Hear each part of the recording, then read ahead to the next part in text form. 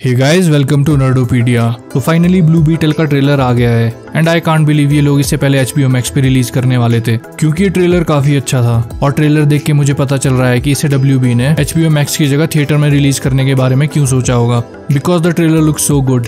Usually I don't do trailer breakdowns, but इसका trailer expectation से काफी ऊपर था, which I think is a good thing.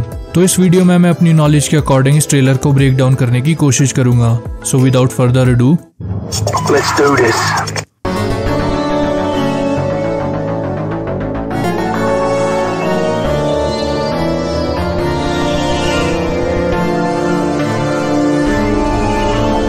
Okay, break down शुरू करने से पहले एक छोटी सी रिक्वेस्ट, फ्यूचर में इसी तरह की वीडियोस के लिए चैनल को सब्सक्राइब करो।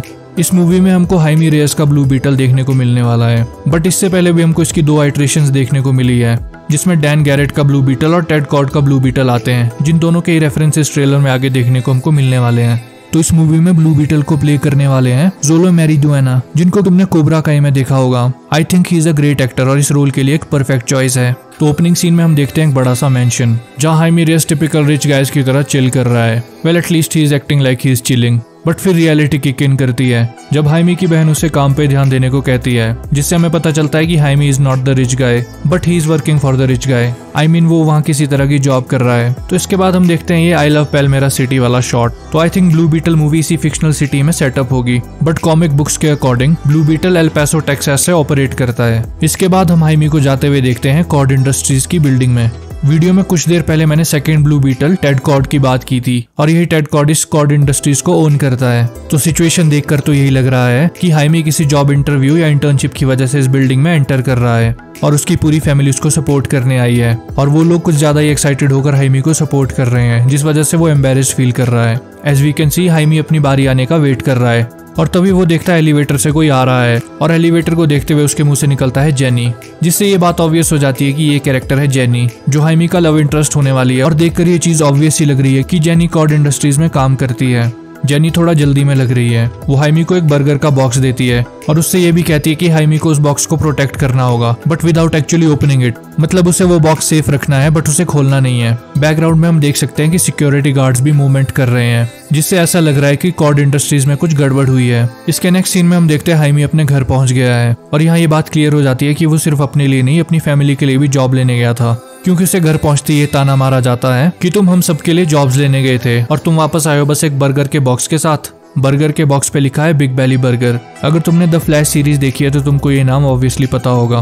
तो हाइमी वो बॉक्स खोलता है। बॉक्स में बर्गर तो नहीं थे, बट एक अजीब सा ऑब्जेक्ट और फ्राइज थी, और ये ऑब्जेक्ट है वो स्कैरब, जो ब्लू बीटल को उसकी पावर्स प्रोवाइड करता है। इसके बाद हम देखते हैं कि जैसे ही हाइमी स्कैरब को हाथ में लेता है, वो काइंड ऑफ एक्टिवेट हो जाता है, और इसके बाद शुरू होता है एक फनी और body horror type of sequence, जिसमें हम देखते हैं कि स्कैरब खुद को हाइमी की बॉडी के साथ बॉन्ड करने की कोशिश कर रहा है, और हाइमी की फैमिली उस स्कैरब को हटाने की अनसक्सेसफुल कोशिश कर रही है। तो अब जब हमको पता चल गया है कि ये स्कैरब एक पावरफुल ऑब्जेक्ट है, तो हम वापस चलते हैं उस जेनी वाले सीन पे। तो हुआ ऐसा होगा कि जेनी को कॉर्ड इंडस्ट्रीज में कुछ गड़बड़ मिली होगी। मोस्ट प्रोबेबली वहाँ उस स्कैरब का कुछ मिसयूज हो रहा होगा, जो चीज जेनी को सही नहीं लगी होगी, और जेनी ने चुपचाप से वो स्कैरब वहाँ से उठा के हाइमी को दे दिया हो।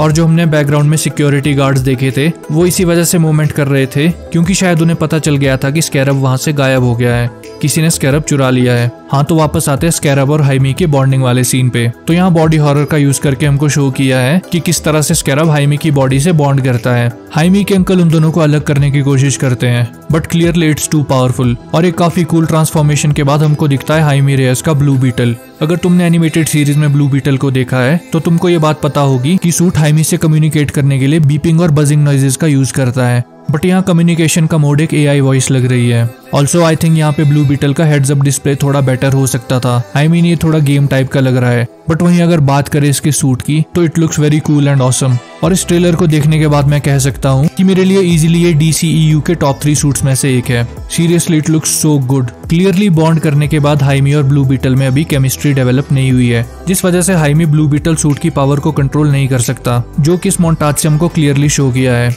जहाँ बीच में हमको ये ब्यूटीफुल शॉट भी दिखाया है। और हाइमी इस सूट के पावर की एक्सटेंट को जान रहा है। वो फिगर आउट करने की कोशिश कर रहा है सूट कैसे काम करता है, और इसी बीच हम देखते हैं ये बस वाला सीन, जहाँ हाइमी सूट को कंट्रोल तो नहीं कर पा रहा है, बट सूट उसे प्रोटेक्ट करने के लिए खुद ही उसके अराउंड एक शील्ड बिल्ड कर देता है, जिस वजह से इस बस के 2 टुकड़े हो जाते हैं। इस सीन में हम देख सकते हैं कि जेनी हाइमी की फैमिली के साथ है और वो उन्हें एक्सप्लेन करने की कोशिश कर रही है कि इस ऑब्जेक्ट को स्कैरब कहते हैं और ये काफी पावरफुल और वर्ल्ड डिस्ट्रॉय करने की एबिलिटी रखने वाला वेपन है, जो कभी कभी अपने होस्ट की सुन लेता है और कभी कभी नहीं, और ये अपने होस्ट को प्रोटेक्ट करने के लिए डिजाइन हुआ है। तो यहाँ एक बात तो क्लियर है कि हाइमी की फैमिली को उसकी सुपर हीरो आइडेंटिटी के बारे में पता होगा। मतलब हम यूजुअली देखते हैं कि सुपर हीरोज की सीक्रेट आइडेंटिटीज रहती है, बट हाइमी के केस में उसकी फैमिली को इस बारे में सब पता होने वाला है। इसके बाद हम देखते हैं छोटे छोटे रेड ऑब्जेक्ट्स को, जिनको देखकर ऐसा लग रहा है कि ये किसी बड़ी चीज को पावर अप कर रहे हैं। अब ट्रेलर की क्वालिटी की वजह से उतना क्लियरली नहीं दिख रहा, बट आई थिंक ये रेड कलर के ऑब्जेक्ट्स भी स्कैरब्स हैं, और सिंस इनका कलर रेड है विच सिग्निफाइज डेंजर, तो आई थिंक इसका मूवी के विलन के साथ कुछ लेना देना होगा,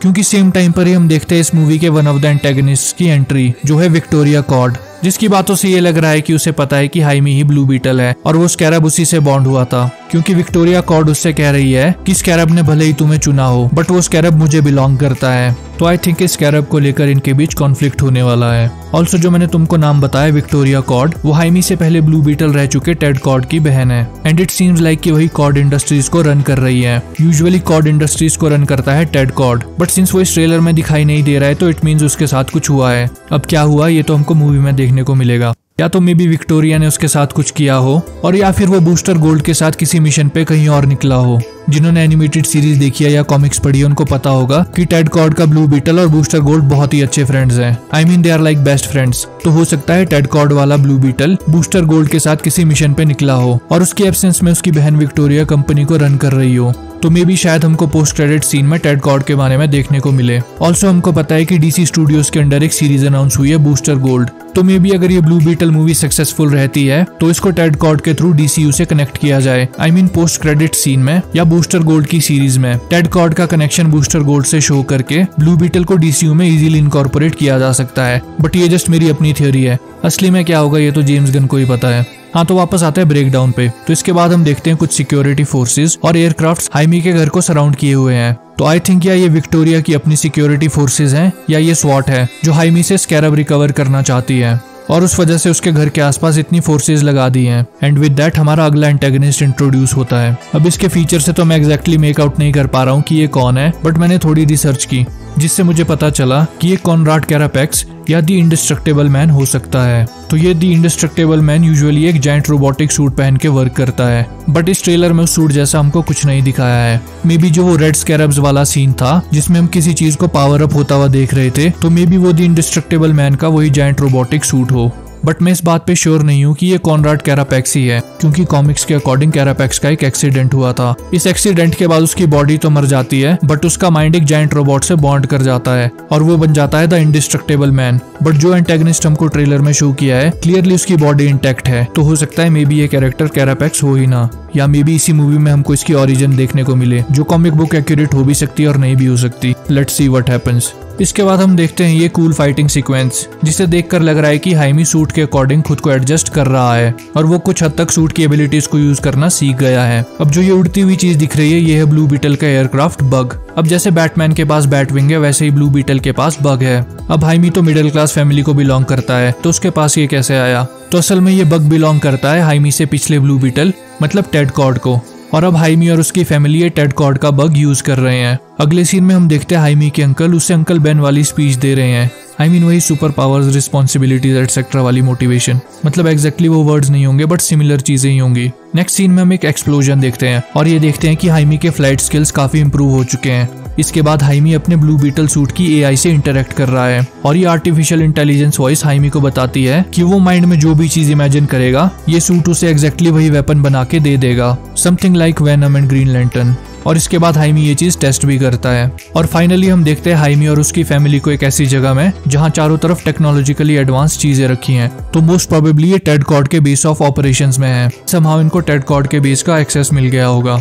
और जो ट्रेलर में हमने थोड़ी देर पहले इनके पोजेशन में बग देखा था वो मोस्ट प्रोबेबली इसी बेस से लिया गया हो। ऑल्सो इस बेस में हम बैकग्राउंड में 2 सूट देख सकते हैं। ये लेफ्ट वाला सूट है डैन गैरेट का जो कि द फर्स्ट ब्लू बीटल है और टेड कॉर्ड का प्रीडिसेसर है, और राइट साइड पे इसी के स्टूडेंट और सक्सेसर टेड कॉर्ड के ब्लू बीटल का सूट है। और फाइनली ट्रेलर खत्म होता है एक बैटमैन जोक के साथ। Which was okay I guess. काफी लंबी वीडियो बन गई। तो ये था ब्लू बीटल ट्रेलर का breakdown. I hope you liked it. Future में इसी तरह के videos, reviews, movies and series explanations और पॉप कल्चर रिलेटेड कंटेंट के लिए चैनल को सब्सक्राइब करो। See you in the next one.